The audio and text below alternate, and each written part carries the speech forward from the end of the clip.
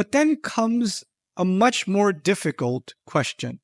If creation is imperfect, by the way, am I perfect? No. Are you perfect? No. Is anything in the world perfect, actually? No. The only one who's perfect is who? Is Allah. So now, here's the problem. Here's the philosophical problem. The problem is, if I see a beautiful painting, I say the artist is creative. But then how can I see something imperfect and then say the maker is perfect? How can I say that it's perfect? Because we're saying everything declares how perfect Allah is. But everything itself is not perfect. So how is it an evidence that the maker of it is perfect? And so it's hinting at the future. There's a subtle in the surahs where the tasbih is mentioned in the future tense. Something in this surah is coming that's going to tie into the future, because the tasbih is also mentioned in the future. So we're going to keep an eye open for that when we study Surah Al-Jumu'ah, because the tasbih is hinting towards the future, right? So we'll see how that manifests itself. Now, let's talk a little bit more about how is everything doing tasbih. I've given you the basic overview of that. Mufassirun talk about haqiqa and lisanul hal. What does that mean? How can you say the atheist is doing tasbih? How can you say that mushrik is doing tasbih? They're not doing tasbih. How can you say the shayateen are doing tasbih? They're not doing tasbih. How can the Quran say whatever's in the skies and whatever's in the earth is doing tasbih and will continue to do tasbih when the contradiction to that exists? Believers have always been the minority. Disbelievers have always been the majority. They do the anti-tasbih. So what does this mean? Allah is here referring to lisan al-hal. Lisan al-hal means the way that something is. So let me put that in the simplest way for you.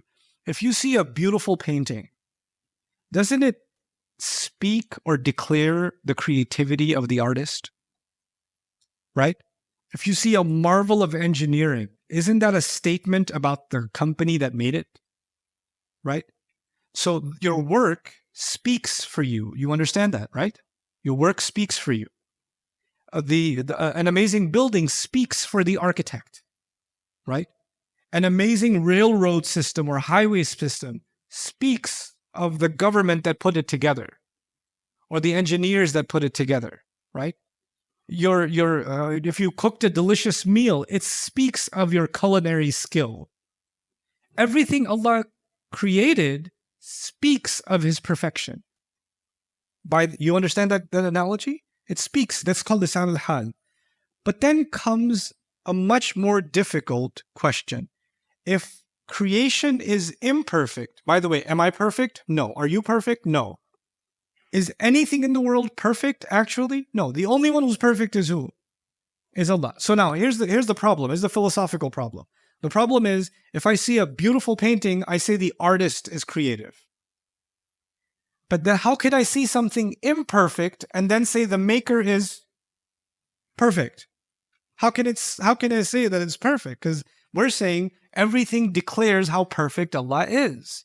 But everything itself is not perfect. So how is it an evidence that the maker of it is perfect? This is, by the way, a very common atheist argument. Oh, your God is so perfect? What about cockroaches?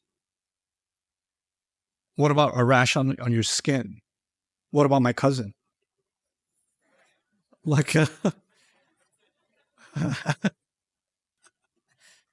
God is so perfect. The point is, actually, I was created to live, grow, and then die. To have a life cycle. And change, by definition, change actually means imperfection. If something the only thing that doesn't need to change is something that's already perfect. If you need to make any changes to it, that means it's not already what? Perfect. Allah designed this universe, everything in it, and one thing that's constant in this universe is what? Change. Movement is change, isn't it? The subatomic particles moving inside every atom are moving, which means their position is what? Changing. Motion is change. Energy is change. All of science is the study of change. Every science is the study of change. History is the study of change. Actually, that's all we study is change. Life itself, life is defined by change, and a cell changes. right? Allah designed things to change, but change for a purpose. The change itself is imperfect, but the purpose is perfect.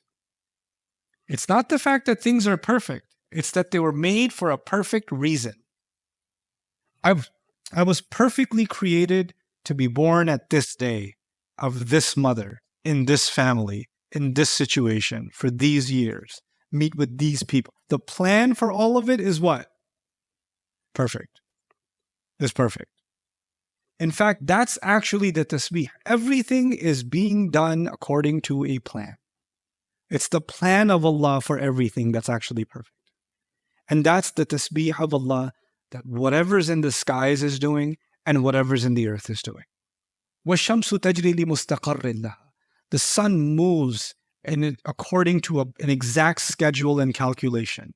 Why is Allah giving us that analogy? If you realize the sun is so precise, then you will realize everything Allah does is extremely what? Precise. But some things, the precision is easy for you to see. Other things, you can't see the precision, so you call it chaos. When human beings cannot understand a pattern, they call it chaos. Right? And so they say, oh, the universe is in chaos. Well, Allah says, no, it's in order. You just don't have the algorithm figured out. It's a little more advanced for you, so you call it chaos, but actually it's much bigger than you. It's in the ghaib. Okay? Then there's the perfection of the argument of beauty. I've talked about it in Surah Al-Hadith, so I don't want to spend too much time on it here because we have so many other things to talk about, but I'll tell you briefly. Human beings are not created like squirrels or cats or camels or anything else. We don't just survive as a species. This is not even a religious conversation. This is common sense across the board. Doesn't matter what religion somebody comes from. Human beings pursue more than just survival. Isn't that true?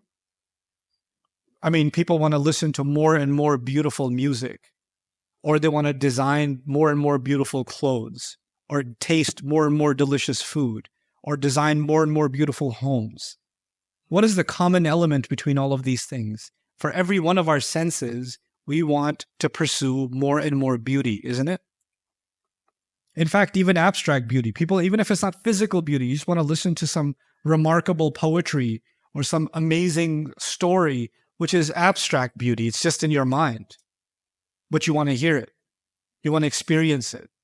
Human beings pursue beauty. Do camels pursue beauty? Do squirrels or cockroaches or ants or fish pursue beauty? No. Human beings pursue beauty in everything they do. And then we keep pursuing this thing called perfection. We're perfectionists. We want something more, and even perfectionists, even down to like, if you're just a gamer sitting there playing whatever, what are you playing nowadays? I don't keep up. Last I knew was Roblox. Call of Duty. Okay, fine. Be old school. That's fine. If you're playing a video game, if you're a real gamer, you gotta win every medal, finish 100% of the game, do the entire, get every upgrade, because you have this insatiable desire to attain perfection, to get to the most beautiful. Where do you think that thirst came from to get more and more and more? Or an athlete that wants to beat his own record, or keep pushing, because we were originally in the company of Allah, who is perfect and the most beautiful, and Allah put in us, because of that company, the desire for more and more and more beautiful. And so our tasbih is actually different than the tasbih of everything else. Allah made our tasbih even more beautiful. It isn't just even the tasbih of perfection or purpose, it's the tasbih of the pursuit of beauty. We human beings do that more than any other creature, or unlike any other creature. Then, of course, I won't break this surprise yet, but tasbih in this surah is going to have a special purpose. We'll discover that as we explore this surah, inshallah. Just about this ayah also, Allah mentioned the skies do tasbih first.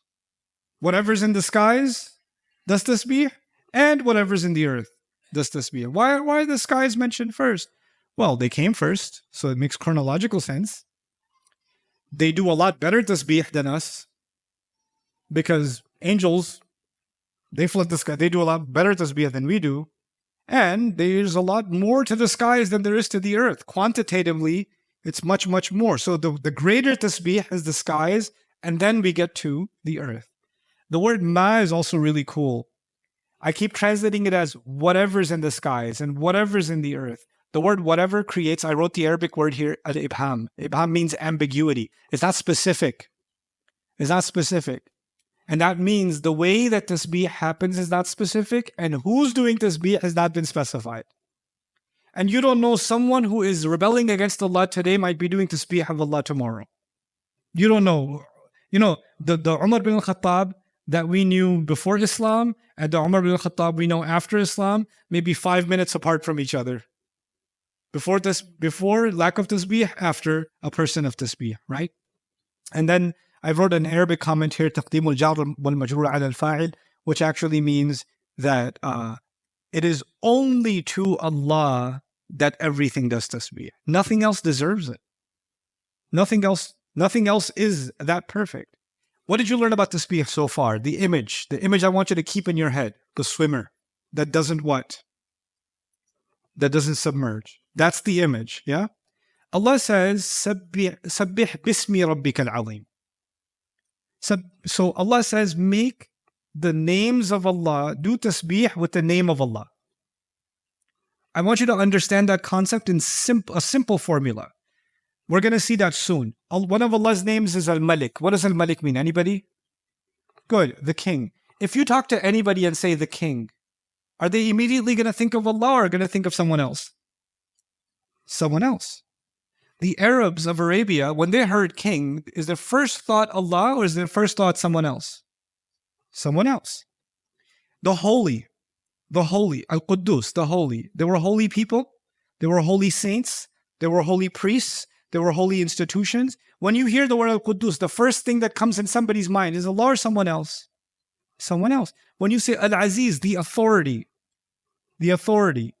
can also mean the minister, the governor. Allah or someone else? Someone else. Al-Hakim, the wise. When you say the wise one, and the average human being in the world, you say, I heard the wise one. Or I was reading, or I got to know the wise one. Are they thinking about Allah? Because it must have met some old man, must have met some author. You understand? These words, the mind goes to someone other than Allah immediately. You understand that, right? Allah chose words, and Allah knows language better than we do. Allah is the creator of language. Allah chose words that take the mind to someone other than Allah. And that's part of the formula. Now I actually have to think about the king and what's behind king? Kingdom. The concept of kingdom. What's behind the holy? The concept of holiness and purity. What's behind the authority? The concept of power and authority. What's behind the wise? The concept of wisdom. I have to think about these concepts and how human beings show these concepts. And then I have to remove all the imperfections that human beings have per concept. And once I remove all of them, the name will have tasbih. Now it's ready for Allah. You understand? So actually, the words as we hear them are imperfect. They're imperfect. Now we have to do the exercise of cleaning them. And what's the exercise of cleaning them called? Tasbih. That's the exercise. So when Allah says, يُسَبِّحُ لِلَّهِ مَا فِي السَّمَاوَاتِ وَمَا فِي الْأَرْضِ الْمَلِكِ الْقُدُّوسِ الْعَزِيزِ الْحَكِيمِ, we're going to try to do tasbih of each one of these names. Because that's what's being demanded of us. You understand? And that's how tasbih works. It's a really beautiful exercise. It's a mental exercise and even a spiritual exercise that we're going to engage in so we can appreciate something really awesome about this opening ayah. Barakallahu li wa lakum. Assalamu alaikum wa rahmatullahi ta'ala wa barakatuh.